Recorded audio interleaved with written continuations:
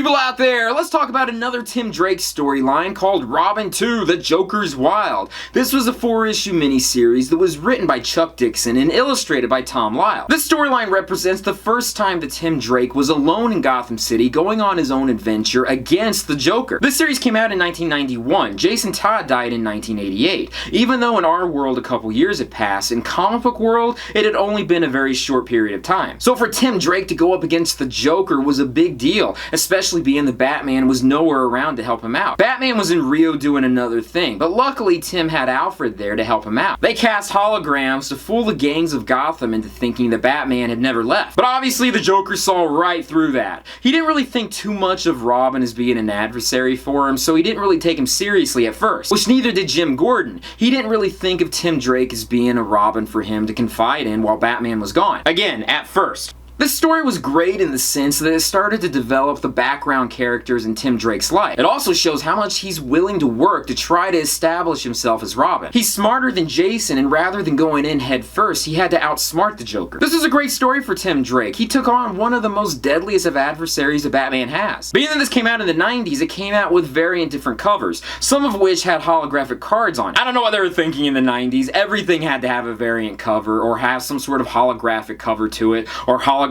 cards to it. That was like the thing back then. The artwork by Tom Lyle I'm a huge fan of, although a lot of people don't really like artwork from the 90s. They feel like it's too simplistic, but I like this simplistic type of style. I especially liked his take on Tim Drake when he was both Robin and when he was in a civilian identity. So definitely a really great series. Obviously I'm a huge Tim Drake fan, so maybe I'm biased, but still I feel like any Robin fan out there would want to read this story. If you're not interested in collecting this series individually, it's also been collected in trade paperback form. A couple times it's been released with other stories along with it. My favorite one is Robin Triumphant, which also has 2 other stories that I'll probably talk about in other videos later. But that's it for now. Thank you guys for watching me in this video. Be sure to check out my Patreon site when you get a chance. Check out my social media sites, my websites, and everything else out there. Peace, love, namaste, and I'll see you guys later. Peace.